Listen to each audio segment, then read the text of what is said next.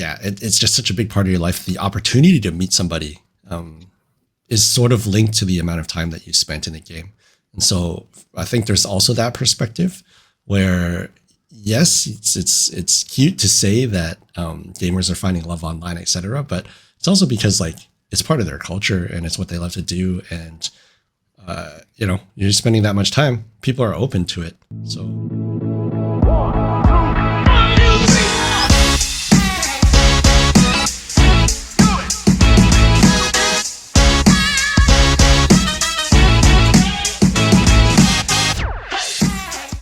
Hello and welcome to episode 2 of Diamond Dads. This week we've got a great episode for you guys. It's the Worlds episode off the back of the World Series of baseball. Don't know if you guys have heard about that, but also off of League of Legends Worlds. And we'll be talking about competition and how it is expanding our horizons. It's opening up our worlds, so to speak. I'm your host, Stuart, and I'm joined here by the panel of dads and honorary dads.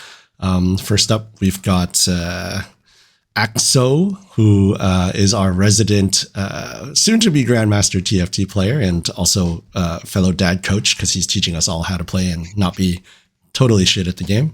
Next up, we have JUNIORMAFIA. He's our resident Apex Diamond dad. He is probably going to be more commonly known as Senior Mafia pretty soon, now that he's got another kid on the way. And when that happens, we'll be sure to change his handle at the time.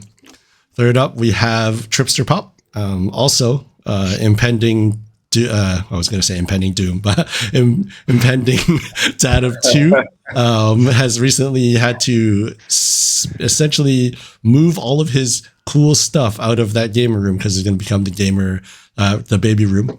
But he is our resident WoW player and also father of marketing at TALON Esports. I'm sure you guys are familiar. And then lastly, I'm joined by, well, the creative handle of Lawrence Lowe, whose real name is Lawrence Lowe. And he's a Valiant VALORANT enjoyer. Usually just I'm trying to help him coach a little bit, and sometimes he infuriates me, but it's all in good fun. So thanks for joining us, guys. We've got a really good show put together for you. But first, word from our sponsors. Okay, now that that's over, because we don't have any sponsors yet, I think we'll dive right in. So I just want to kick it off. Just a quick little icebreaker because you guys requested it. And it was recently Halloween. I was looking through, I always get these little dad jokes and these memes on Instagram. And I saw one that kind of jumped out at me. So the dad joke is, why don't monsters eat ghosts? Anybody want to take a shot at this? Or should I just say it? I really am good with dad jokes, and I do not know this one. So I'm actually a little bit excited, and I hope I chuckle. I hope you do too. Okay, so why don't monsters eat ghosts? Because they taste like sheet. Yeah, I thought you guys would like that one. I thought you'd like that one. It's going to their repertoire. So I hopefully not too many people's eyes in the audience have rolled to the back of their head right now because we've also got that joke though. Sorry, Akkas, what was that? Isn't that the goal of that joke to have your eyes rolled a bit with a slight chuckle? Yeah, you do make a good point. You do make a good point. Cool. Well, let's talk a little bit about competition, expanding horizons. And we'll kick this off with a bit of a meme. I saw something that was really, really cool, really funny. I think you guys will enjoy this. Sound on, please. And we'll, it's basically tennis players mic'd up, and you know, tennis players when they're playing very hard. It actually gets pretty funny. Have a look.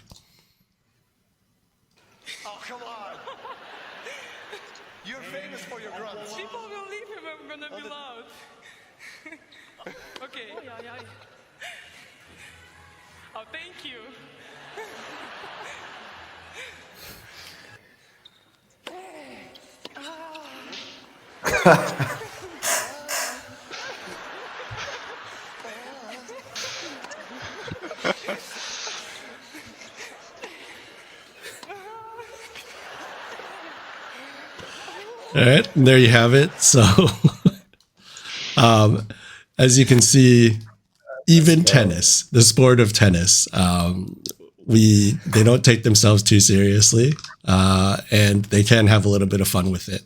So on a more serious note, we are running this episode, as I mentioned, because League of Legends Worlds was just this past weekend. And, do want to say a quick congratulations to Faker and T1, who have retained their League of Legends World title. I believe this is the 5th win for Faker himself. And obviously, he's the GOAT when it comes to League.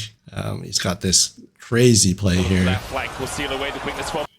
That basically he doesn't even care that it's just him versus 4 people. He just comes charging in. It was a really exciting series. I stayed up to watch it. I actually went to bed at like 3 in the morning, and it went 2-2.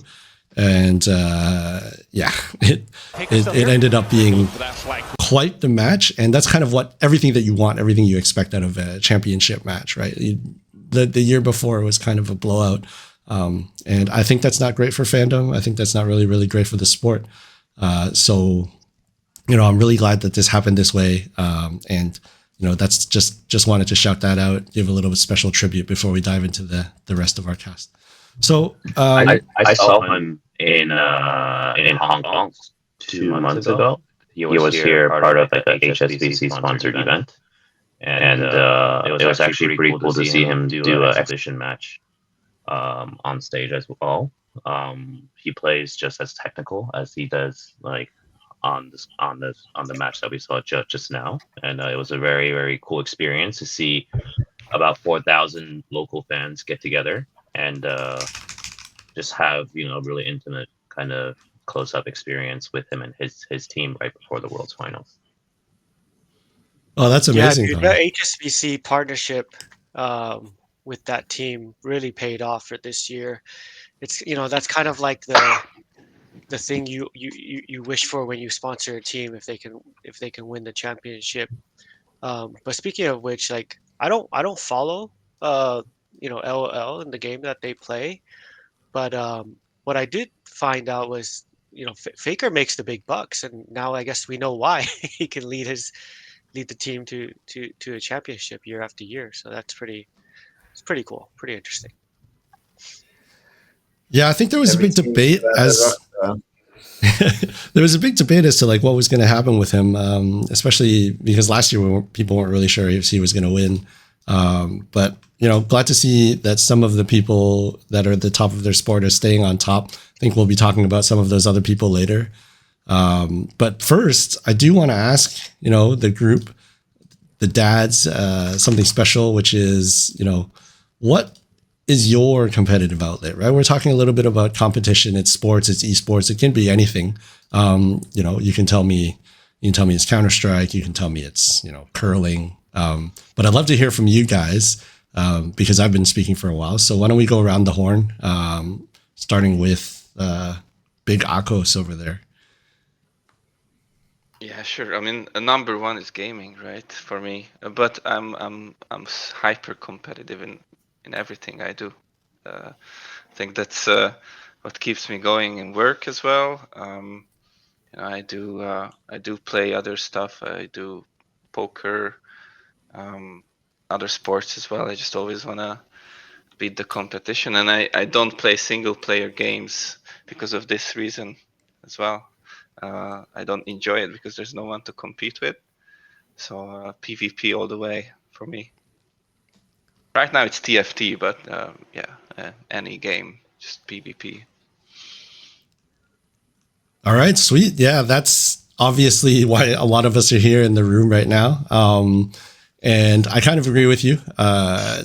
PvP all the way. Although when somebody asks me to 1v1 mid in Dota after I've trolled them, I usually decline that invite. All right, but why don't we pass it over to winning that. Yeah, pass it over to Junior Mafia and let's hear from you, buddy. Yeah, my competitive outlet, I would say I'm the same as Akos. Like the older you get, you can't really compete in sports anymore. I mean, I know Lawrence does. I mean, you can compete with yourself for sure in time trials and stuff. I used to do a little bit on on the track bike. But nowadays it's just getting more video game orientated.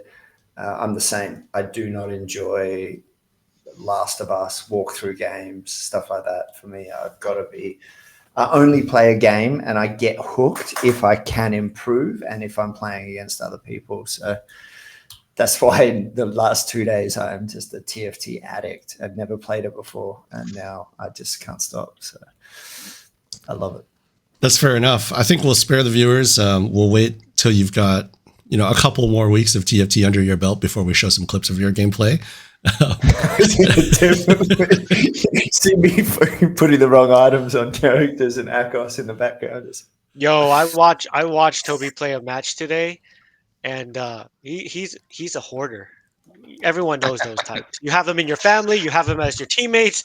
He is a hoarder. So if that means anyone who knows how to play TFT, I actually prefer the term collector. He was like level 9 with like 70 gold and and holding on 1 life, and just keeping his gold up. And 13 rerolls or something, whatever that does for the game, but definitely a hoarder. Well, he's got good financial principles, I guess, if he's trying to carry the gold into the next game. All right, let's pass it over to tripsterpop before we go down the rabbit hole.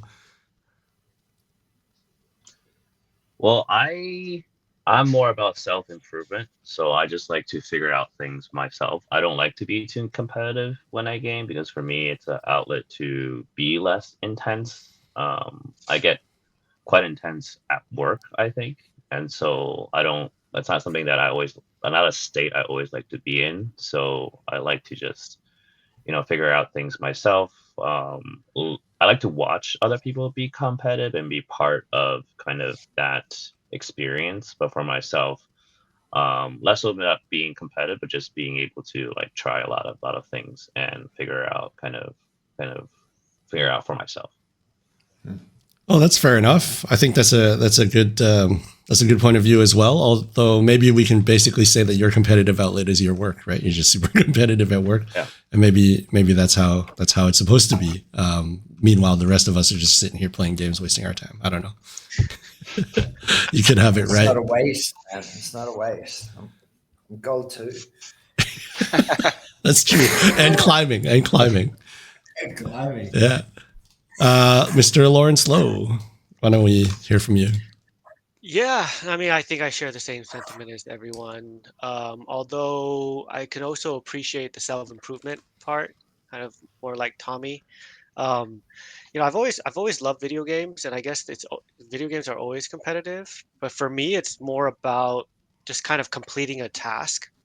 So, like, if I play a game and I need to finish it, a lot of games these days, there's really no kind of end unless you go all the way to the top. And so for me, like, I'll set like little goals. So you guys know for Val, my goal is diamond, kind of a little bit far away from that. But until I hit that, I really won't consider playing any game or stopping. So, that's just how I treat everything. Same thing with working out, right? You guys know I do CrossFit. I do some Olympic lifting. I did the High Rocks race. For me, it's like I'll go and do it. I'll try it out. See how well I do for my physical capability, because there's always people better than you. Yeah, same with, I guess it used to be work, but now it's kind of like business ventures. I'll be launching something soon, and I remember when I used to run my own businesses. It was very competitive. You just want to win. It's kind of like a game. You're collecting money, like you collect points and gold in game. It's the same thing, right? So I think it applies to all aspects of my life. That's just kind of what drives me. That's cool. That's awesome, man. I'm actually glad that you brought it back into the sort of physical space as well, because I think for me, up until very recently, my biggest competitive outlet was ice hockey, right? Obviously being the good Canadian that I am, I've played it all my life, and that was quite literally my outlet, and my outlet, not only for competition and competitiveness, but also for frustrations, etc. There's nothing quite like having a really, really bad day and then jumping on the ice, skating as fast as you can at somebody and trying to put them through the boards. So, I think when I did have that in my life, during normal hours, I was a much nicer person. But these days I find that I'm just trying to constantly hit PRs in the gym. And obviously you guys know that I also have Valorant there. I have TFT there. And I'm getting excited to get into this new game called Deadlock. I recently got a key for it. I think maybe that's something that we should play together, boys. But trying to stick with the physical part of it. I know probably NHL ice hockey is not like the super or most common thing here in Asia. I believe the NBA is a little bit more popular. So I think this sort of dovetails into the next topic, which is, in terms of sharing sports and gamesmanship with the kids, because we are dadding after all. NBA might be a good place to look to and start with LeBron and Bronny. I think Junior Mafia had something to say on this topic. So yeah, no, I mean, I seen the other day that they're the highest scoring father-son pair ever to compete, and it's 42,000 points or something, and LeBron has 42,600, and Bronny has maybe 17 in the NBA. But it's pretty awesome that they get to play together. Like LeBron still being at relatively at the top of the game, or at least in top 10 in the sport. Especially for his age, man. At this point, everyone retired already. He's still going at it. Not a chance,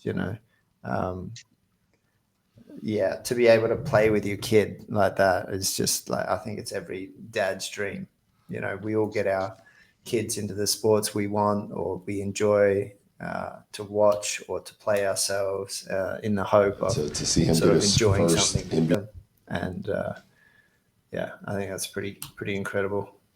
I'm just gonna have to settle for the Russ Zerg, as I am not an athlete. Do you guys think, hot take maybe, that he has just elongated his career a little bit more to play with his son? Maybe just like holding out until he can sort of pass the torch? I think he's still too competitive and too good to have let it go, but he definitely had a impact on like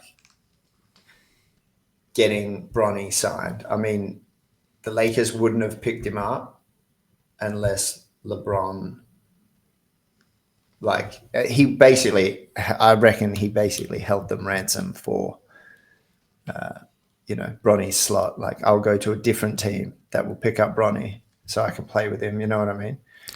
For sure. Yeah. Yeah. Oh no, that absolutely happens. That's a double-edged sword, though, right there, right? Because that could be big shoes to fill, so to speak, for his kid, right? Running. So, but they're on the court together, man. I mean, it's all worth it in the end, even if he's a bad pickup. I think it's good for the sport. I think it's good for the Lakers and good for the fans. Even if Bronny plays one season, one and done into the G League and never to be seen again, he's still got to play with his dad, so that's pretty important. Yeah, at the highest level too, right? And I think I think both of them, not only it goes both ways, right? Top down, father down to son, and son up to father is they're both probably feeling like this is a special moment, and regardless of what happens, nobody can take that away from them. I don't know if in any other sports or even situations where that happens in the top level. You get a father-son playing together. Yeah, I think it did happen in the NHL, although off the top of my head, I can't remember who exactly it was, but I could be wrong. But I mean, what about when it comes to us, right? What's sort of, since we sort of talked about, we've got games or we've got sports, like, if you have a point of view on this, just feel free to jump in. But what's a sport you kind of hope, or a competition you kind of hope to introduce your kids to and maybe do it together? I can jump in. I got a two-parter. I mean, you guys know I love riding motorbikes, so I'm, constantly pushing my wife to get my 18-month-old son a motorbike and find a spot for him to ride it in Hong Kong. But the second part on that, which is my championship, which is the sport I love to watch most, MotoGP. and they're absolutely scrambling right now because of the floods in Valencia, and they're going into last round, and the track's not shut, so they've had to move the championship final race, which is pretty rare in motorsports. You know, everyone books their tickets a year in advance when the calendar comes out. So, oh yeah, it's like F1. Big stuff happening in MotoGP. Yeah, exactly. So, but yeah, motorsports for me. That's a controversial take, I think. Yeah. Getting your son or daughter ride a bike, right? Yeah, I guess Most so. parents would go against that. But I like it. Yeah. I grew up riding, and I think that I'm a better, safer, more cautious rider because of it. So I think idiots will be idiots, and I'd rather my son know how to ride a motorbike when he's 2 years old than buy one at 18 and doesn't need my permission and then does something stupid. So It's true. Mm. Mine is a more, I guess, like a more regular take. I would love him or her, whenever she or him will be born, to go fishing with me, like daughter and dad, and or son and dad. I think fishing is a really cool bonding activity. Yeah, That's nice. Fishing, eh? For me, yeah. Big game fisherman, Akos. He's a fly fisherman. Yeah. Really, mate? I cannot catch fish. I'm terrible. Well, maybe one day we can do a. Oh, there we Oh, I found it. really? Wow. Was this in Hokkaido? Nice production. Yeah, this is That's huge. in Hungary. That's a pike. Yeah. If That's you, like if you that's guys serious know fishing. how big Akos actually is, that's a pretty big fish. Yeah. That's impressive, man. Seriously. Yeah, thanks. Yeah, so hope one day I can do it with my son. Yeah. That's Anyway, awesome. For me, I would want my kid to try pole vaulting. I did pole vaulting in college, and I thought it was a very unique experience. Probably the least useful out of any sport. But I thought it was very really cool. high wall. Yeah, but I thought it was very, very cool. Like physically to be able to jump very, very high. And like right now, one of the most watched sports in the Olympics is the pole vaulter. That's been breaking his record an inch at a time, and he's still going at it. So that's something that if they do have the chance, I don't think Hong Kong is a great place for this because you just don't have the facilities. But if they do have a chance to try it out, I would definitely be something I'd be proud to see. Yeah, Hong Kong Dupont ceilings is are a bit crazy. low, right? It's a little bit difficult. I'm glad we made it through your spiel without any of us muttering any sort of additional comment that we were thinking for sure. I'm sure we were all thinking of it. Pull it up. Come on, pull it up. Let's have a look. It's a nice piece, man. Yeah. Well, yeah, Lawrence, you have anything in mind? I know your kids are a bit older, right? So I'd be interested to see if you've already done it. I think I can impart some years of experience here because my kids are definitely older. I think prior to having kids, my goal was to get them to play basketball because it is a sport that I love. And then on the more practical side, swimming because it's a survival skill. But for sport or not, that's really up to them. But what I learned was that, well, sometimes the kids don't like it, or maybe they're not very good at it, and so you have two choices at that time. It's either you push them through it and you keep making them do it week in, week out. Yep. Which a lot of us probably grew up in those types of families as well, right? Or you take the other end and you just go and find something that they enjoy. And bear in mind, like your kid's gonna be like 4 or 5.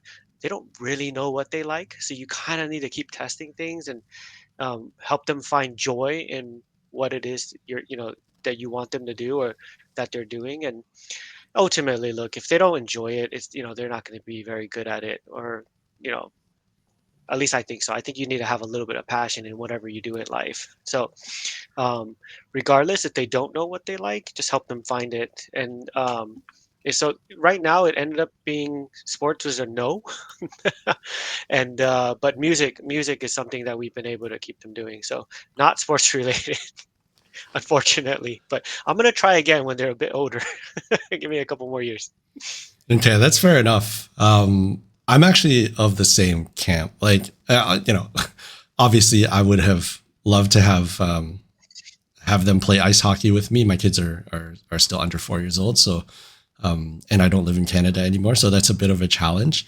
But other things that I could see or think of would have been golf, maybe. But I actually think that I'm more along the lines of what you were saying, Lawrence, with leaning into what they're passionate about. They seem to really, really love to sing, break guitar strings, etc. So I think the music route may be something that we're doing. And, competitive singing is a thing. It's called becoming an artist. And it's quite a difficult game as well. And that's something that I do love to do. So I would probably be leaning into that with my kids next. I know, it's not every parent's dream for that, even though being Asian, you have to learn how to play the piano. You have to learn how to use an instrument, and then you're not allowed to pursue it as a career. It's kind of backwards. Maybe times have changed, but that was me when I was younger. But, you got to focus on that academia part, right? Yeah. I'm kind of glad, right? Totally agree. With academia these days, though, that there's lots of progress being made. There's so much progression. There's so much innovation that's happening. We are even starting to get schools that have esports career programs, right? Yeah. I think if we're looking at this, there's some colleges now leading students to careers in esports and gaming. Yeah, I heard about this. It's crazy. That is crazy, right? When I read this article, I didn't know it's been going on for so long. Apparently the first school that offered it was back in 2016, which was UCI, University of California, Irvine. I grew up right next to that city. And also Blizzard's kind of, that's where their headquarters are. So I guess it kind of makes sense that they started there. But I had no idea how, there's a lot of different schools that are now doing this. And and another article that I sent you, it shows that actually they're starting to do these programs for middle school and high schoolers now too. So they're just going further down the chain. So when you Yeah. think about it from Wow.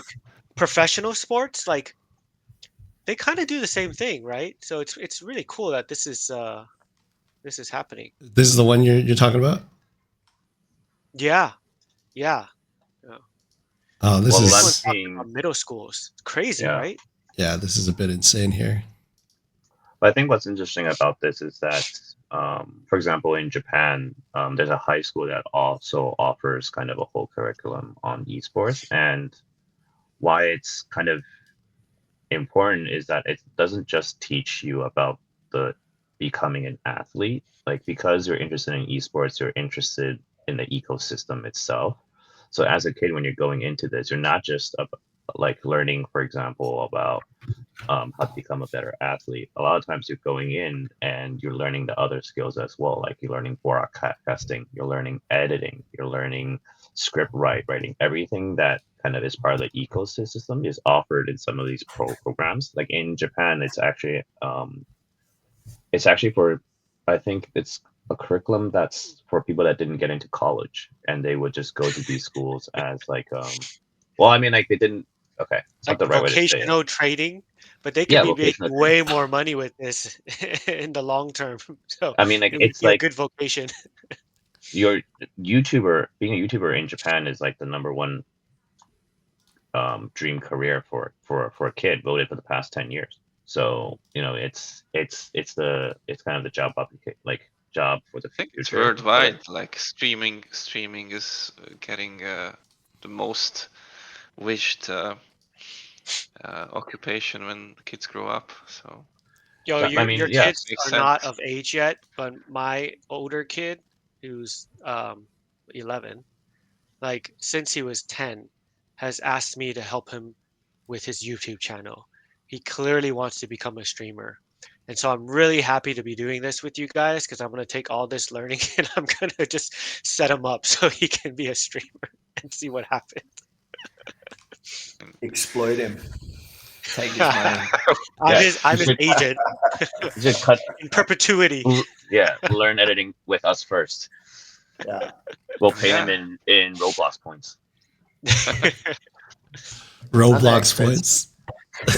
Oh, they're called Robux, by the way. Yeah, Roblox. Yeah, I buy them Robux. for him every month. So, yeah.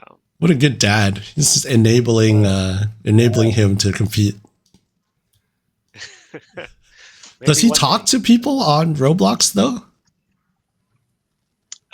Yeah, apparently so. He actually got banned for spamming something once.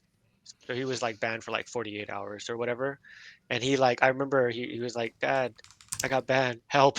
I'm like, I don't know how to help you. So I went to go read the rules and I was like, oh, okay, what did you say? And he said, I forgot what he said now, but basically he spammed it over. And I'm like, oh, okay, well, you can't say that. And you definitely can't keep repeating it. But yeah, he talks to people on the game. But hopefully I wonder where he only gets talks to that people from. he knows. Yeah. Well, I mean, dad talks to people definitely on the game. And in some cases, it's actually quite positive, right?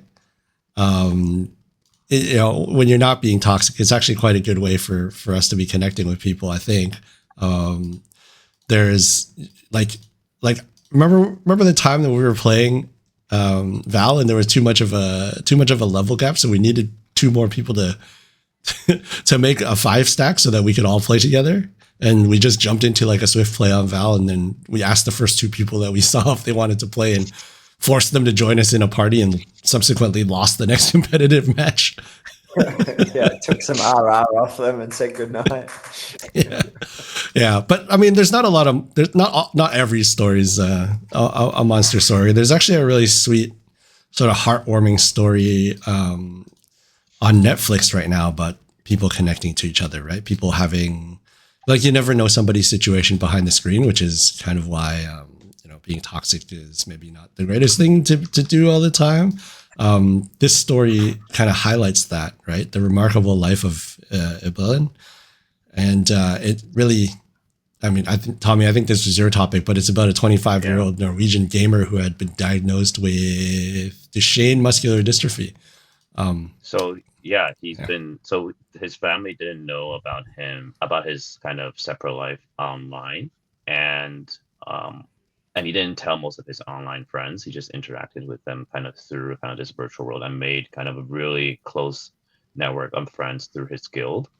And only the last 2 years, I believe, he started to write about his life on a blog. And when he passed away, his parents found they knew about the blog, but they didn't really know what he was writing about. And they kind of guessed his password, or they knew about his password. They logged in, and then they emailed kind of people that were part of the subscribers, just telling everyone that, they thought that, these people that he's been interacting with, they should have the right to know that he passed away.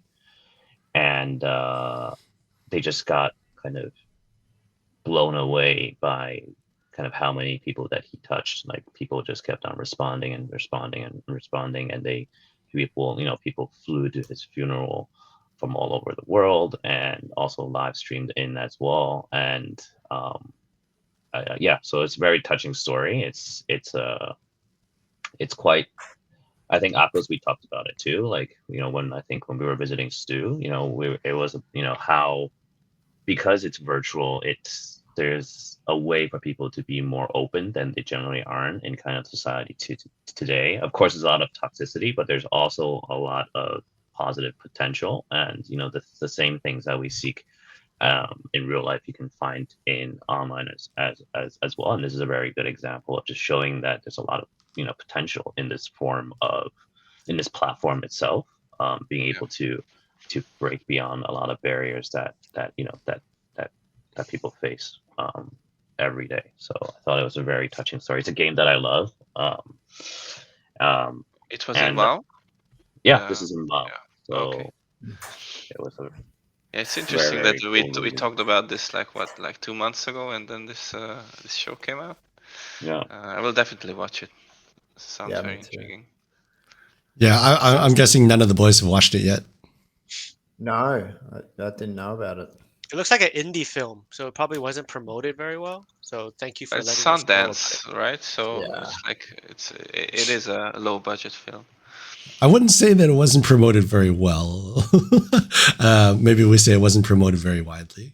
Yeah. I think that's probably what you meant, right? But maybe we do a bit of that, right? If it's in your region, we highly suggest watching it. It definitely looks like something that you can get behind and cuddle up, maybe cry a little bit. It's very, very cool. I know I'm going to be trying to watch it as well. But yeah, why don't we take it in a little bit less of a somber direction and talk a little bit more about a second way that people are starting to connect with each other online. Lawrence, I think you have the floor on this one. Oh yeah, no, this one just really cool, right? Like, gaming is now Tinder, or Tinder is better on with games. I don't know. However you like to think about it, but they basically ran a study that this is obviously a study of gamers, but out of all those gamers, like over 50% of them, and they're broken down by different states in the U.S. Say that they either have or they wouldn't mind falling in love with someone in their gaming community. And so primarily that's like online. Like a lot of times you don't meet people in real life or IRL, right?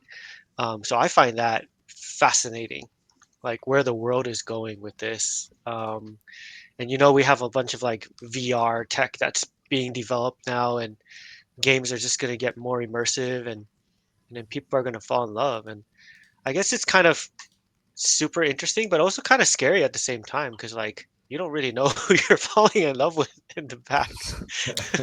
And that might just be You might us look like because me. we grew up without computers, and then suddenly there was the internet, and then so like we probably still have a hint of like that. I'm lost. I can't remember the word, but where we probably don't believe the person on the other side. So like, but I think for the younger generation where their entire life is online, like I think it's a lot easier for them to They've do never that. watched MTV Catfished. But I think Yeah, it also makes sense because like like people usually say like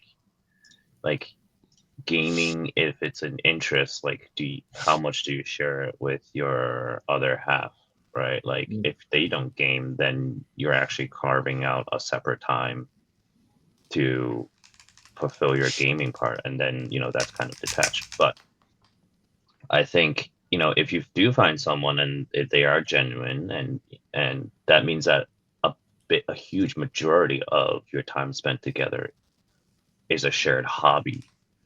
And if you think about it that way, it makes sense why if the match happens, then it's becoming like, then you meet in real person and it actually works out. Then it's actually not surprising that with gaming becoming more and more of a mainstream experience that's part of everyone's life, that there is a higher potential that you find someone that shares a similar interest, similar to photography, similar to running and all of that. I think it's too, like, even if you're not playing together all the time, if you meet someone through gaming, I have a friend who some of you know will, but if he dates a girl or whatever, and then all of a sudden, she's like has a problem with the amount of Apex Legends he plays, it's like straight away, it's like, oh, okay, well, she's not the one. You know what I mean? So like, it does rule out that sort of. It helps with that filter. I mean, we're all lucky enough that our wives let us play as much as we do, or they don't care enough to stop us. But yeah, it's certainly a good filter for your most time-consuming hobby. That's true. Yeah, you're looking at it from that perspective, right? Yeah. if you meet her in gaming, then she would be okay with it in the long run. Yeah, I mean, for me, I have some personal experience with this. You know, when I was playing competitive back in the day, when I was actually young in Canada, it was more that, you know, so much of the game, so much of my time was in the game or around the development of my game for the sport. Working with my team, scrimmages, theory crafting, strat creating. And so you spent a lot of time back then on like IRC and on the game chats. And inevitably when you go and you compete, there are female gamers out there as well. And yeah, it's just such a big part of your life. The opportunity to meet somebody is sort of linked to the amount of time that you spent in the game.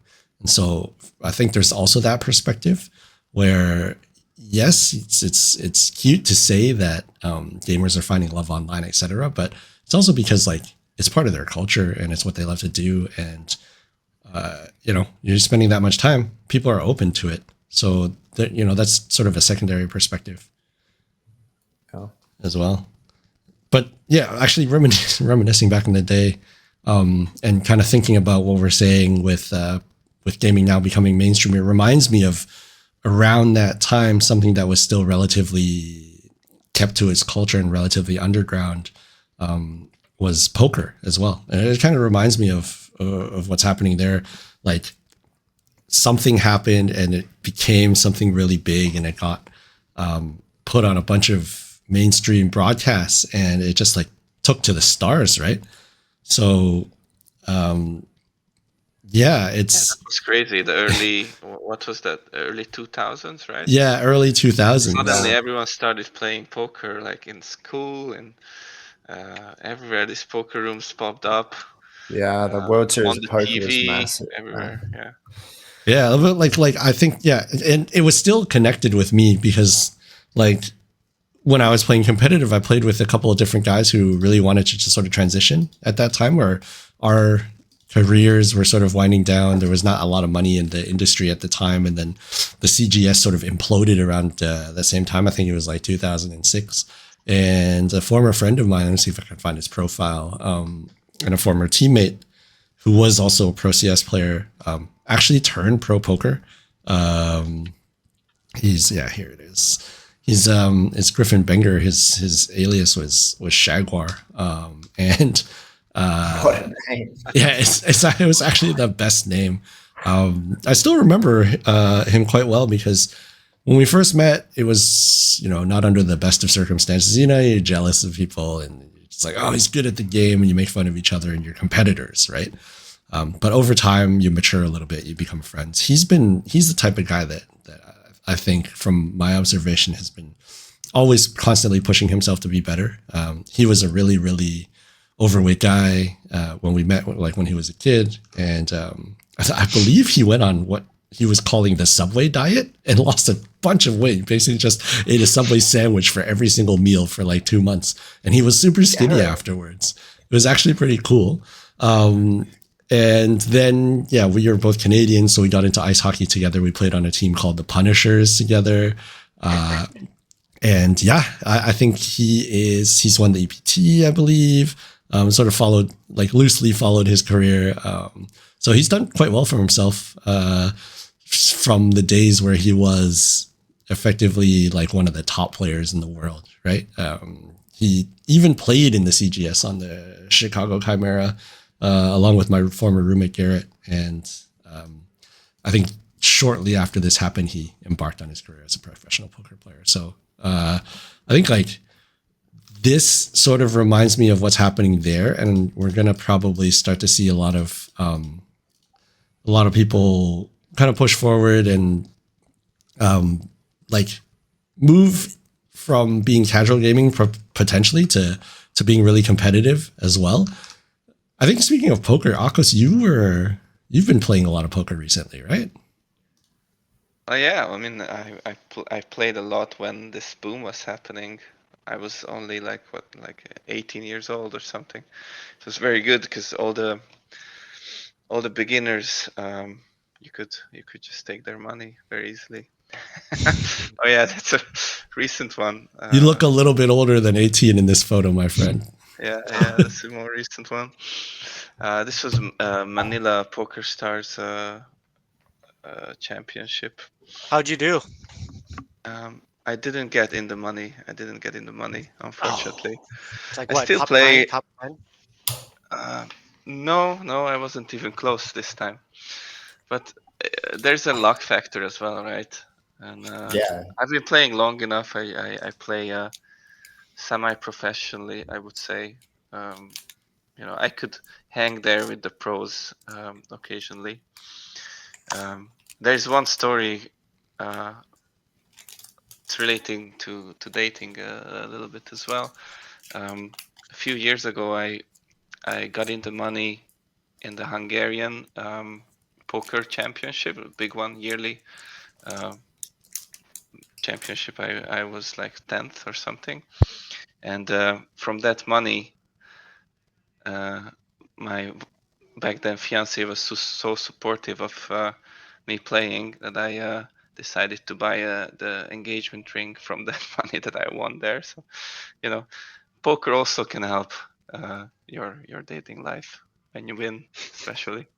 If you don't win and you get home empty-handed, then it's a different story. Yeah. And you're just in trouble. Just in trouble. Where's the house, Toby? I don't know what happened, mate. Yeah, this is another one of those like you were saying before, right? Not single player game that also has the satisfying aspect of making you money when you win, right? Yeah. Recently, because I got older, I have this sentimental side of me getting getting the edge. Recently, I think about this a lot. It's kind of, you know, cruel game. Some occasionally it's even you know, unempathic a little bit. You know, you're basically taking money off people who are not as good as you, right? It's Yeah. it's savagery. Nutshell. I wouldn't call it savagery, right? I think it's well, how do we put this? Or how did Matt Damon put this? If you spot a man's tail, you don't say a fucking word. Okay, I guess it's kind of savagery. You're right. It is. It's savagery.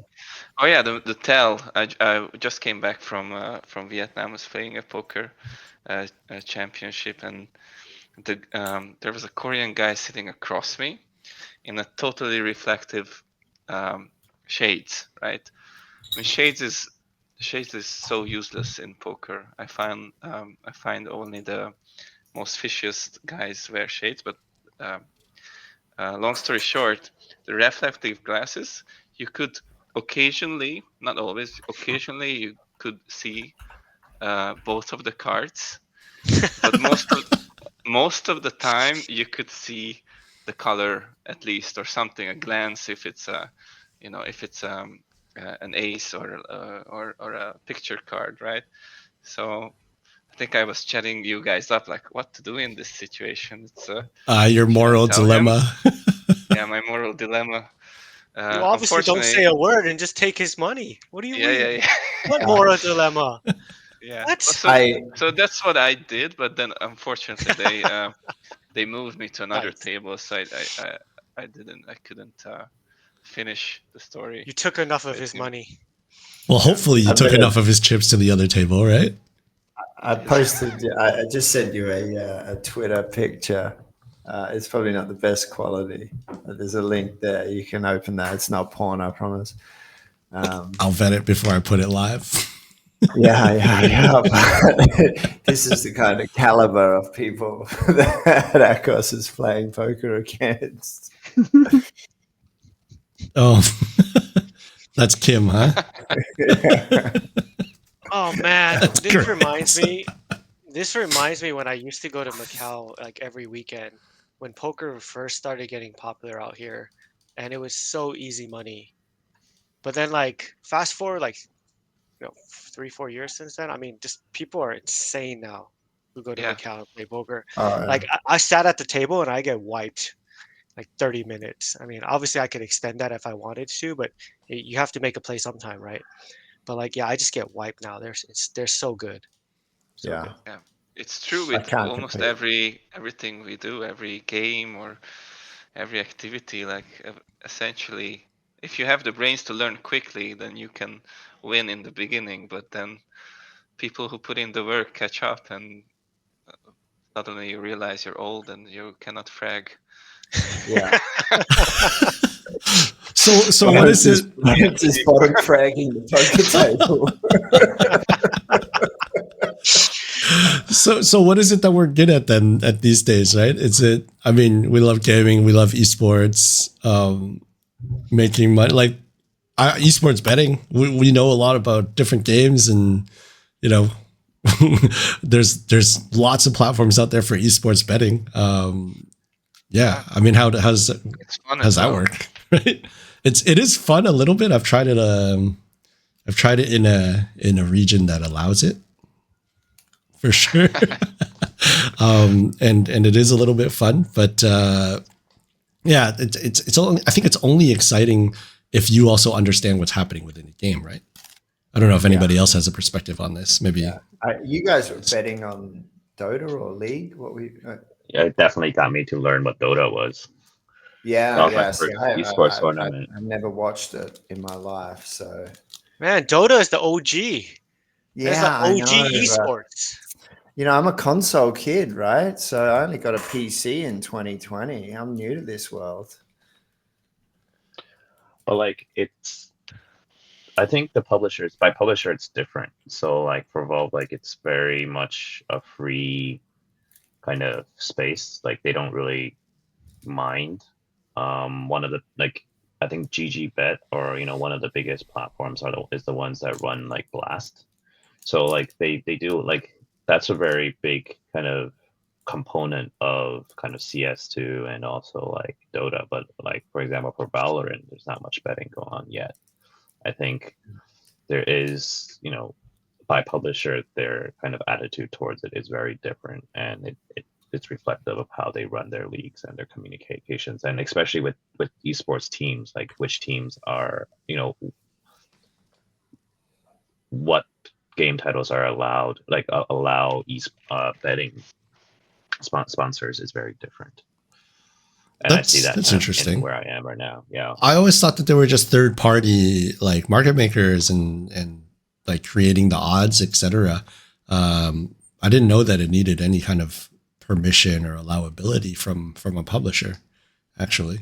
Well, I think they want to be able to, for them, the customer is the end user, is the customer, right? I think you can always run on the side for people to bet, but then there are actually, you can actually have betting sponsors on the jerseys, right? Like you don't see like esports or are sports betting kind of companies allowed on the NBA? Not on the NBA. In Australia, the betting, Australia's got just a degenerate gambling culture, and every second TV commercial is a sports bet. There is 10 different online sports betting companies, and sports bet, blue bet, yeah, like the list goes on. But I'm pretty sure they are allowed to sponsor, but it's quite controversial at the moment, because a lot of 18-year-old kids are, blowing their college funds or whatever gambling. So yeah, that's fun. Have you guys actually placed any bets on esports through some of those whatever platforms? Because for me, I have not. I also don't do sports betting. So for me, like the concept of like, how do you bet on esports, aside from just like who wins and who loses, because that's straightforward. Like, what are the other aspects of betting on esports? Is it similar to sports betting where there's like point spreads and who scores in the third and all that kind of, Yeah. So I can't pull it up because I'm in a region that doesn't allow me to visit these sites, obviously. But I think when I did dabble with it, or just, have a little bit of fun with it back in the day, there's like different types of bets that you can make. You can do parlays, etc. But like using Dota 2 as an example, you can bet on which team's going to get first blood, or whether or not somebody's going to get like a rampage or whatever, who's going to kill the first tower. So there's micro bets aside for within the game, which is why I was saying before, it's really only quite interesting if you know what the game is about and how to play the game. Yeah, I would go as far as saying like it's at least for me, it's really not about the betting itself. It just adds another fun element to watching the game, right? Like when we were watching the Dota 2 championship, I think it wasn't about the money. I couldn't care less if we win, you know, $10 here and there, but it was just a fun way to like, okay, who takes first blood, or like we did these combinations like kill Roshan first blood, reach 10 kills first, you know, it's just fun. And I think too, if your team's not in, right? Like if you're not invested in the game through like that's the team you want to watch, win, you know, you might get to a grand final and it's the last, you know, the last two teams, it's not yours. But if you can bet on it, you're going to watch it. So I think it's good for the sport. Well, we shouldn't promote gambling, but no, there's a fun element. I don't think that's what we're doing, obviously, and anybody, gambling helpline. Obviously, play responsibly is sort of the message that is the blanket across the board, especially being dads, right? We definitely NFA, not financial advice. We're definitely just talking about it as a topic. But I've like in my like recent work,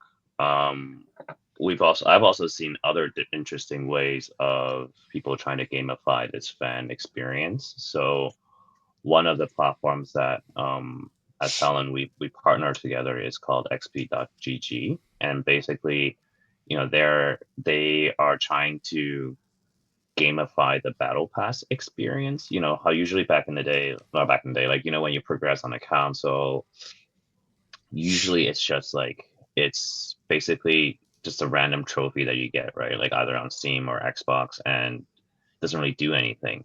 But these guys' concept is like, you know, instead of like make it worth something. So once you create an account, you get basically a battle pass, and you can grind in the games that you like. So, you know, right now, I think recently they were able to connect with Valorant. And the idea is that the better you are at the game, like every week you are gonna grind these games anyways, then why not grind it for for an actual like reward?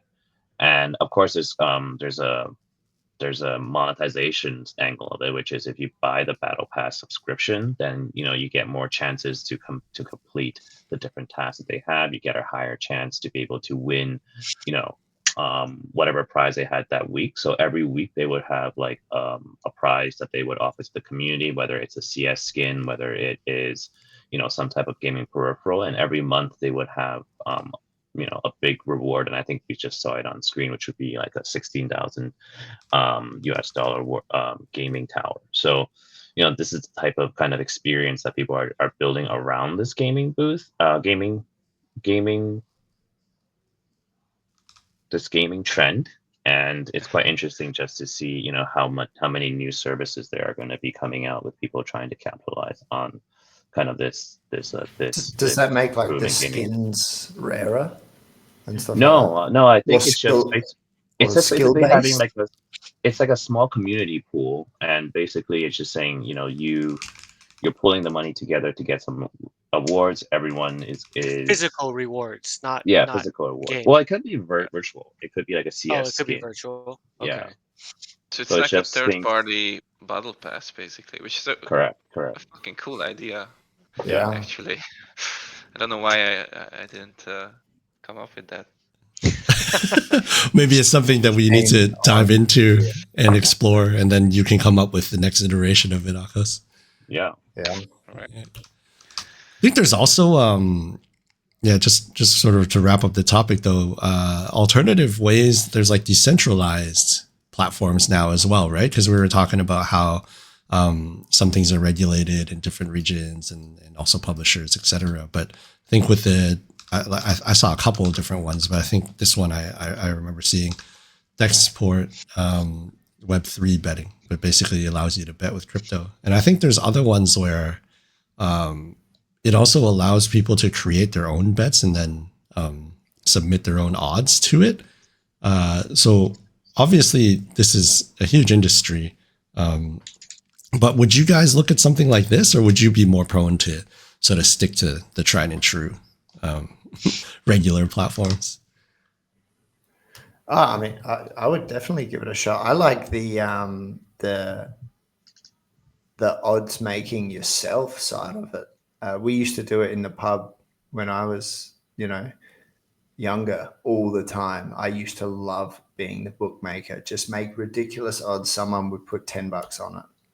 You know what I mean? And then you make $10. Like, I'll give you 100 to 1 off, the next kick goes out of bounds or something. It's never going to happen. Off for $10, you get $1,000. Oh, go on then. And I really enjoyed that. So I like the idea for sure. You were talking about Austrian gambling problem. You were the one promoting it. Yeah, it's not looking good, is it?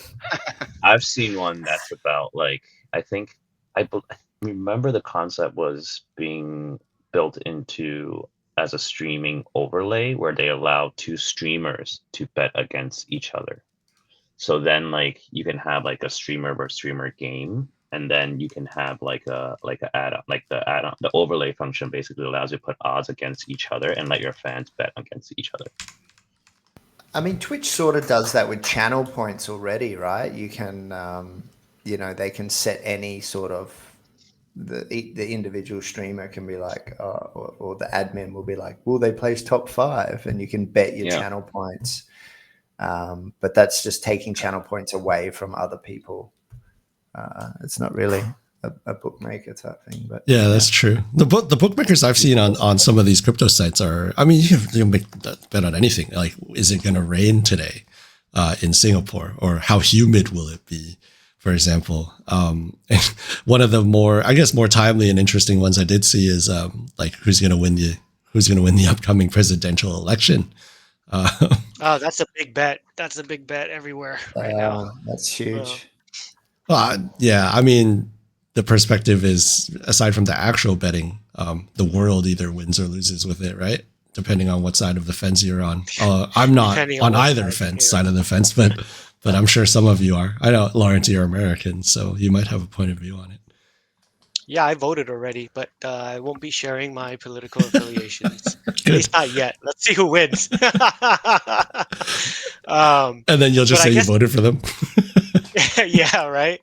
But I guess a more interesting topic that's more on topic for this pod is so I read an article, maybe you can pull it up, I sent it to you as well, about the US elections and how they're trying to game the gaming community.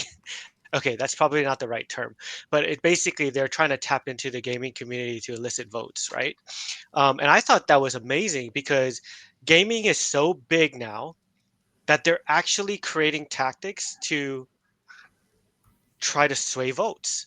And so I guess my question to you guys is, whether or not you've read this article or not, and I can explain a little bit, but my main question is, who do you think is doing it better, Harris or Trump, right? And do you guys need me to explain basically what each side have been doing? I can just sum it up. Yeah, I think that's good. So basically, on the Kamala Harris camp, they've created a little world within Fortnite. So if you guys are familiar with the Fortnite engine, essentially any brand can go in there and create their own little world. It's a side part, so it's not from the main game. You have to access it through links that they provide. But essentially, they've created their own world where they kind of talk about, a lot of Kamala Harris's sides and all of her, just basically all of the things that people care about that we hope that, the presidents will do. They kind of weaved it into that experience right there on Fortnite, which is something that young people are very familiar with. On the flip side, the Trump camp basically have jumped onto really large podcasts or streams to kind of tap into those same audiences. And I guess you know, what do you think is going to work better? I mean, this is really two wild approaches to tapping into a gaming community. I think the Trump one is working much better. For me, this Harris one is kind of showing that, hey, we are trying to do something for gamers, but honestly, no It's a one bit will gimmicky, actually right? jump on this whatever map they are created. So Yeah. you know, they are trying hard, but very gimmicky. And I think Yeah. I think like younger the audience regardless. gets, the more they realize how gimmicky it is. I think. Yeah. I But think then as regardless of my gamers, political Yeah. views, right? The thing that the Trump one has the advantage of is actually the connective tissue, right? And the Kamala one is, yeah, it's like flashy and it's Impersonal. nice, but it's like, yeah, it feels very ad like, you know what I mean? Yeah. Whereas I think the Trump one definitely feels a little bit more like closer to home. And Yeah, you want to hear interesting. them talk about stuff. You don't just want to read a billboard in the game. You know what I mean? Like, that's not going to swing your vote. Personal opinion. It might. I mean, brands are jumping into it. Like, you know, if you look at the ad world, like Roblox has been the, you know, like the poster child of the gaming experience for brands on kind of the marketing industry kind of newsletter for the past year and a half. And you see that in the last half year, Fortnite is coming in, right? Since their Samsung integration, people are just putting these platforms left and right. You don't even know if, and so like, you know, like even Lawrence, like, what if you think that this, what if this activation was done on Roblox, right? Like a political campaign that's done in a platform that's for 13-year-olds. Like that's something that will it, like that's so inceptive that you can't, like that's a whole new kind of that's what I That's see is going to the be voting interesting age in the of that US. thesis. I mean, they probably wouldn't have picked Roblox because of this younger demo. Like Fortnite, although still has a lot of under 18-year-olds, like you have to be 18-year-old and up to vote. So they Yeah. probably did the demo kind of math, right, to figure out where the best reach was. Yeah. But I You agree with look at you. when the game came out, and then the average age of the player base when Fortnite was huge 6 years ago or 5 years ago was probably 13 or 14. So they're all voting age now. So it's a Exactly. good idea. I just don't think it's very tasteful. Right. Okay. So wait, one more point on this, Stu, before we change topics. But you know, Tommy, on your point on all the Fortnite things, that's actually really interesting. We don't know how effective a lot of these brand partnerships have been, but it's certainly what was sold to the Kamala Harris camp, right? So I don't know, like, you know, if they're as effective. I mean, they must be effective if brands keep buying in. And I wonder why. I wonder how. Maybe we're just not the demo, and so that's why we're kind of shy away from Yeah, it. we might be too Maybe old for maybe it. we're more of like the Trump camp demo, just based on age, which it could be. Yeah.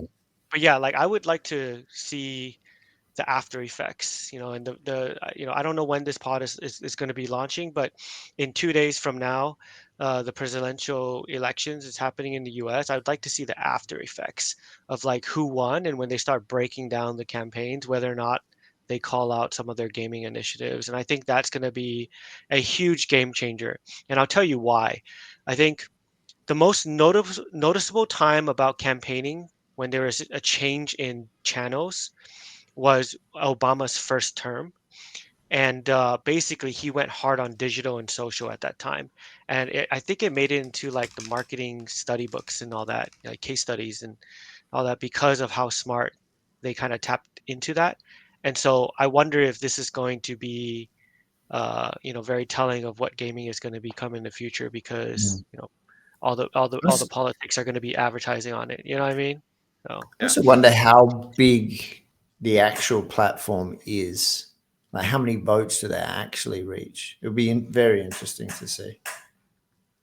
Because you see active users on Steam or whatever, but like total users or effectiveness will be an interesting metric to check. sure. Lawrence always the marketer, eh? You just can't turn it off. No, sorry, I can't. Okay, well, yeah, I think we should probably move on to something else that's like really highly relevant to everybody in the world, which is the TFT championships, Tactician's Only crown. in the world? Probably not, but Yeah, Way For us. more important than the election. so throw it over to our resident TFT master, AxxxoKovax. Why don't you take us through some of your thoughts on it? Let me pull up the roadmap that we have, and we can sort of start here. I mean, I think it's a very complex roadmap. There was a lot of criticism in the pro TFT scene about this, but basically what you have to know is we just had the regionals this week. Just finished yesterday, right? Yeah, just finished yesterday, and now 8 players or 8 to 10 players from each region will qualify to the Worlds, which is called the Tactician's Crown, and it's happening next week. So we will find out who is the best player in the entire world, which is, I think, if you're following esports, it's an interesting sentiment, because usually you root for teams, right? Usually you find out who is the most which one is the best team and not the individual player. So I think TFT is special in this way. You will have one king, right? Hey, one king in the world. I have a question, because in my 2 days experience on TFT, I have been watching some YouTube, and the competition I watched, it was 4v4. Is everyone individual? Okay, so 4v4 is an experimental kind of format that they were experimenting this year. That's not the standard format. That's not the standard format, but apparently, I mean, I watched a few games, and it was very exciting, because you can kind of outplay the other team and kind of there's a few more elements and a little bit less team. RNG, right? Yeah. So maybe next year or in the coming years, there will be more and more tournaments organized around team play. But no, like TFT itself is like a chess game, right? So you play as an individual. And the only team factor is your study group or your coach, who can help you prepare for the challenges that you will face. Yeah, so very exciting times for TFT. The regionals result, actually, one thing that I just seen before we started the podcast is a Hong Kong player won the APAC regionals, and I never heard of this guy. His name is Iron Bog. He's from Hong Kong, apparently. I looked him up on Wikipedia. So maybe somehow we can get in touch with him. We can get him in the podcast sometimes or something. Are you sure his last name didn't start with the DIU? No, sorry, bad Olympic. This is such a dad joke. I love it. It was actually so timely. It was so good. What's better is it makes zero sense to anyone that doesn't a word of Cantonese or lives in Hong Kong. I had no idea what that joke was. But So Akos, even I mean you live in Hong Kong, but I guess you don't speak a lot of Cantonese. But DIU in Cantonese is the equivalent of FUCK in English. Got it. And there's some memes out there where there's like an Olympic runner that has the last name DIU, and then obviously the internet exploded with a bunch of memes. I've seen that, but I didn't understand. I always just like scrolled past those memes. He won like gold or silver, and then basically like all of Hong Kong like screenshotted that. Yeah. Well, that's pretty amazing. Right.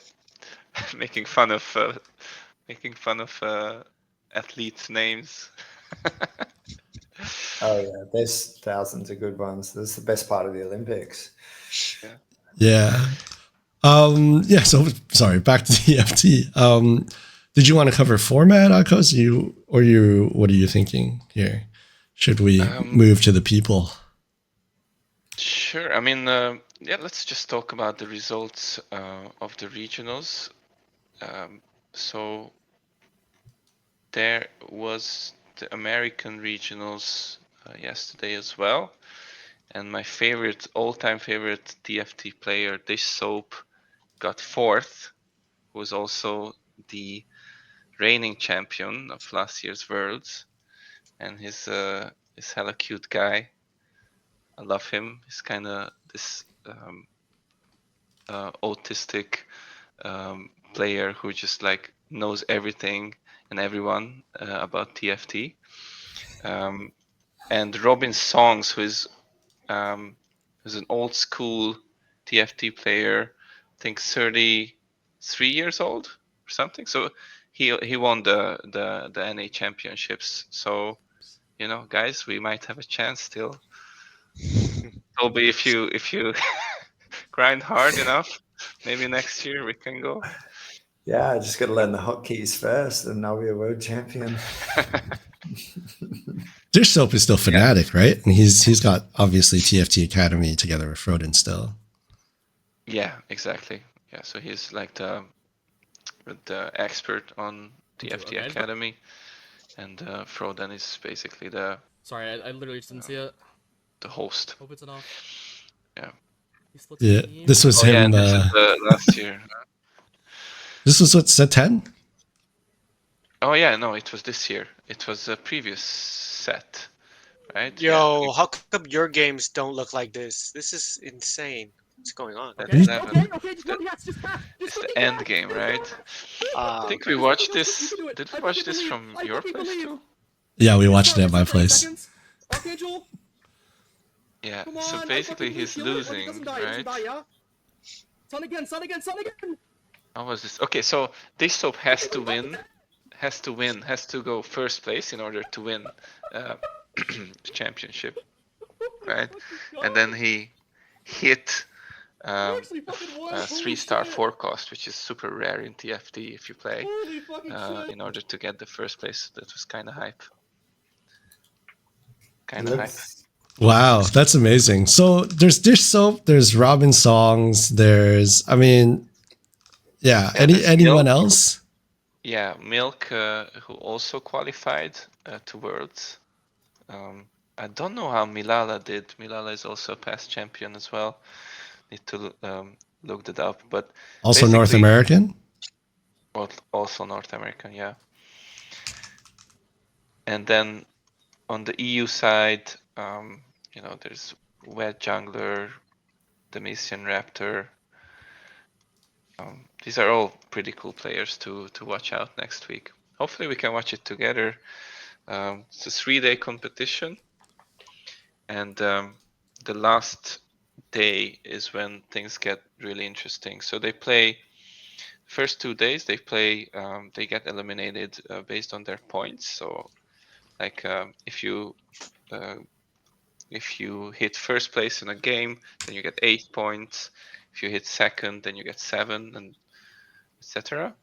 And first day, I think the out of the 40 something players, 5% gets eliminated, and then next day, more than half of the competition gets eliminated, and then the third day, you have to reach 20 points and then win a game, so become first in a game, and that's the super hype day.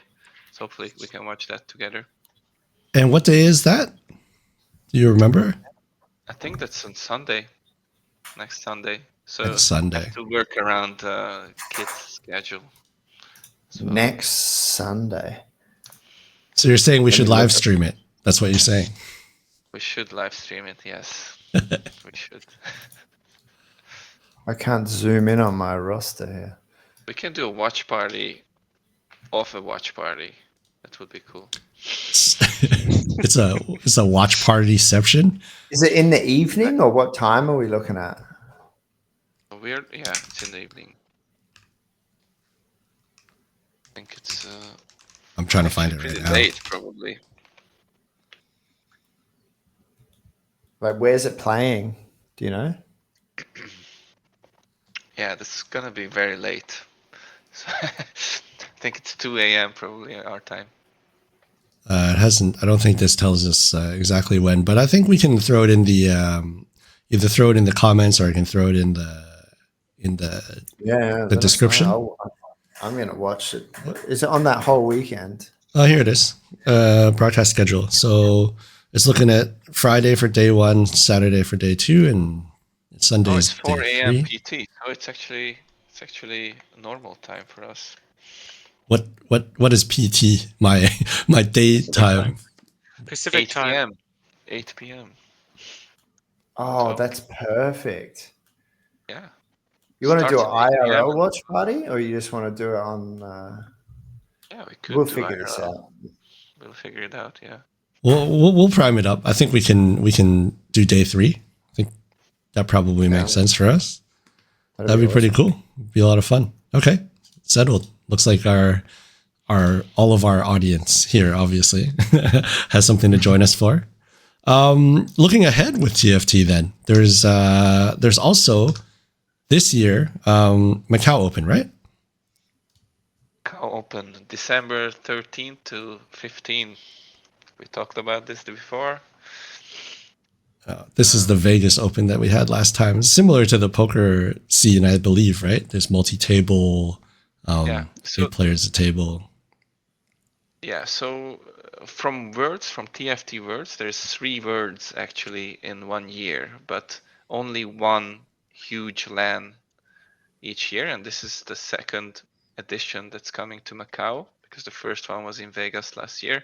This is a new tournament, new format, and all the big names are coming to Macau, very close to us. So I think it's even if you just getting into TFT or never heard of TFT, I think it will be a huge event for gaming as well. So I will be there for sure. Hopefully we will be there together.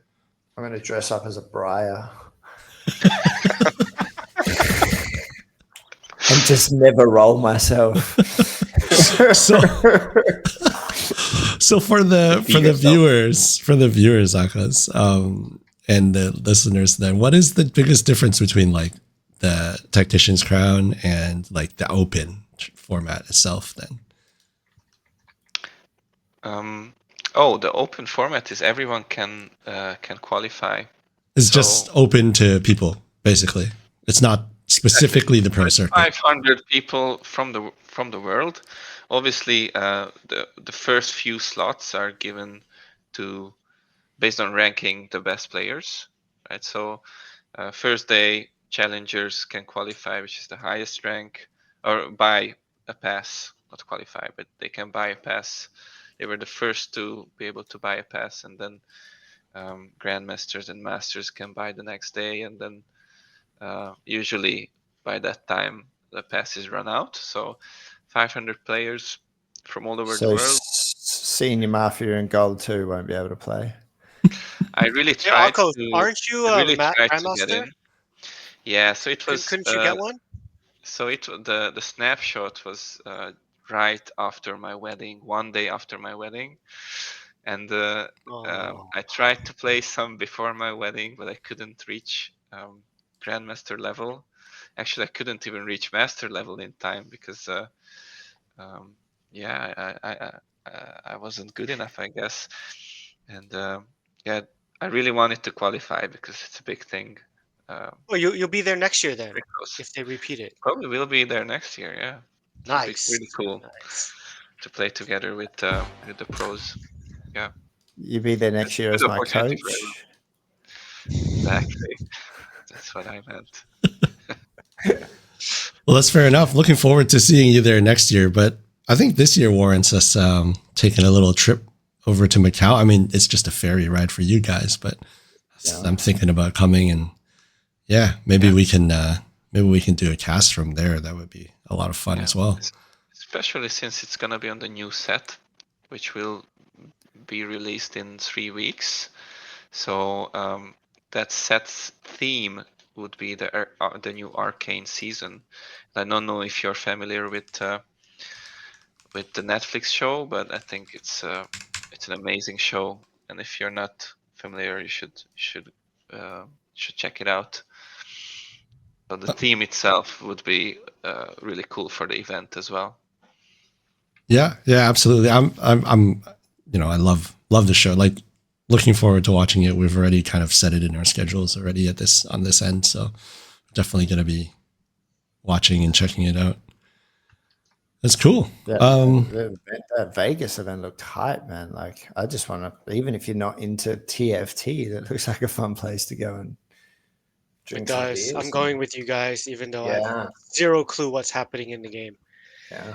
I'll try not to bother you guys by saying, "Hey guys, what's happening? Why is he doing this? Why is he doing have that?" to Have like a quick coach session then. Maybe I should, just so I'm not completely oblivious. Yeah. Careful, you get addicted very fast. So between now and Macau, there's still a lot of time left, right? And like, it's just early November. There's actually a bunch of other stuff happening, transitioning from TFT. There's other events happening around other esports, especially Valorant. Valorant is looking like there's a couple of events in November. So I think the first one that's really, really interesting, gaming. And, speaking of, back to the original topic of gaming, sort of expanding your horizons. It's a little bit more progressive, and this competition, bringing things to the forefront is Valorant Game Changers is actually happening. Which is, I don't know if any of you guys are familiar, but it's effectively the female pro circuit, all female pro circuit. And this is happening in the next 2 weeks or so. And their qualifiers have already started happening across the region as well. It's going to be held in Berlin, similar to Red Bull Homeground. So I guess they're making it just the month of November. So one big Val Fest, which is going to be pretty cool. I also recommend having a look and checking this out because, to be honest, some of these girls can frag out harder than we can. they're still definitely better than we are. So that's one interesting aspect. There's tons of esports events going on. I think we'll try to speed to the end here. But it looks like the brackets have started going already. We'll be following a couple of different teams. G2 goes in, MIBR, Zapito, Crew, etc. So I think this could be something that we dive into. Shopify Rebellion, obviously, being from Canada, somebody that I'm cheering for. And then the follow-on from this is actually Red Bull Homegrounds. So Red Bull Homegrounds is shortly after that, where, it's essentially the off-season feature. So there's still lots of Val to be watched throughout November before we get to TFT in December. Right now, they've got 6 of the 8 teams locked in for Homegrounds. I don't know if you guys are cheering for any team in particular, but off the back of sort of like T1 winning Worlds, T1 also qualified to the Red Bull Homegrounds for Valorant. So T1 could be having a good end to the year. It's really, really a cool format where a lot of the teams get to showcase their off-season training and also some of the roster changes that have happened. I think, Tommy, you're going to like this. The highest rated player so far in Red Bull Homegrounds, even though I know you guys didn't move on, is Primi. Yeah. That's your boy right there. Yeah, he's sick. He's really, really good. Right? It's actually crazy that he kind of hit the scene. Do you want to tell a story? Do you know the story of Primi? You want to tell a story of Primi? He joined when I joined. He was just when they qualified for like the championships, and he had never played with the team, but he was brought on as the 5th before they went in to get to qualify for the past championships, and he basically helped the team beat DRX and took the team to the championship playoffs. And yeah, he just came on board with a mouse and a keyboard, and then blew off from there. So it's a really, really crazy story. Yeah, I think watched like the episode. Go ahead, I watched Lawrence. the episode. Yeah, no, it's really funny when I watched the episode and the team that he joined, like the rest of them. I think they were talking about how he's such a rank king because he solo queues all the time, and so like I guess like when you play on a team, there's different dynamics. But like when he killed someone or when he got killed and he did damage to someone, he would type in the amount of damage he did instead of just voice comm to his team. Like I just found that 148 hilarious. Like he is raw, like hardcore Yeah. fucking Wow. ranked. Yeah. So he's just all eyes and fingers. Yeah, if I'm not I think- mistaken, he was plucked directly from Radiant, like ranked, right? Like he had ranked Radiant #1 for like however many acts in a row, and people were talking about how good he was, and his aim was just like insane, and so effectively he just got plucked from there. So yes, definitely a little bit raw around the edges, but you know he's good when like there's tons of content creators out there, there's tons of like pros, and people who have been covering Valve for a long time, and they've made various different videos of just like Primi, how to aim like Primi. What does he do that's different from other pros? What makes him so good? And I watched a couple of these videos, and I've been trying to aim like Primi a little bit and abuse sort of like the little crouch tap thing, where it's like adjust the head level, and it's just like I just keep dying because I'm not that great at that mechanic yet, but I could see why it works against like very, very high level players who it kind of disrupts their aim, right? But I don't know. Maybe people will start cluing in. For now, he seems to be like highly at the top, right? Even though there's only been 66 rounds that he's played. It's like so many people have played so much more. Like average ACS, he's still topping the charts as well. So there's something to be said there, I think. Isn't it wild that Ten's retired the year that Primi comes on board? It's like passing the torch. Effectively, you could say that. Yeah. Yeah. It's I quite think a he's disparity of his two mains there as well, right? What is he? He's just a Phil, a Cypher Jet Phil. Was I reading that right when you pulled that up? Yes. I don't think that. I mean, I think these are the agents that he's played in this tournament circuit so far. I think that's what it means. Right. Also, when you're playing on a team, you kind of have to just like pick up whatever the team tells you to pick up. So I don't. Of course. I think he typically plays duelist, but he's been put in some other roles or something like that. Yeah. Yeah. Fair. Well, we'll keep an eye on Primi. I mean, Tommy, obviously you're gonna be there for every single game. We're gonna be watching alongside you. At least with one hand cheering Talon on, no matter what the other hand is cheering for, right? So yeah, he's your boy. We'll keep an eye on him. And then final, I guess we're getting to about that time. Final kind of piece of exciting news that I want to cover today is just what's happening with Valorant in the pro scene next year. Really quickly. Now let's look ahead to 2025. We're very excited to bring our global events to 3 new locations next year. The first Masters of the year, happening in February, is coming to Southeast Asia in Bangkok. From there, we'll cross the Pacific and bring the VCT to the East Coast of North America this time with Masters Toronto in June. And last but not least, we're thrilled to share that we'll close out the season in the City of Lights with Champions Paris.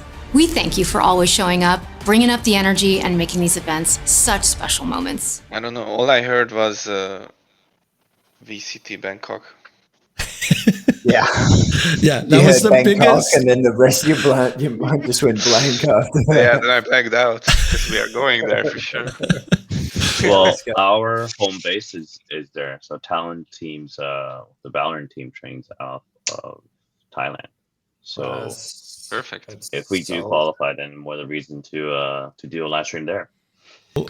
Effectively, global events all the way up until next September, October are Berlin this November, Macau in December. We spoke last week about Japan for Apex in January.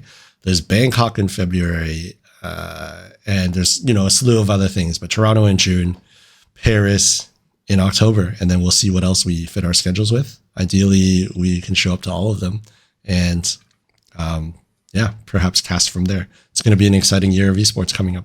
Right, so I think that kind of concludes this week's session. We've covered quite a bit. Thanks for listening. Thanks for watching. If you like the content, smash that like button, subscribe, or follow us. And we're looking forward to seeing you guys in the next one.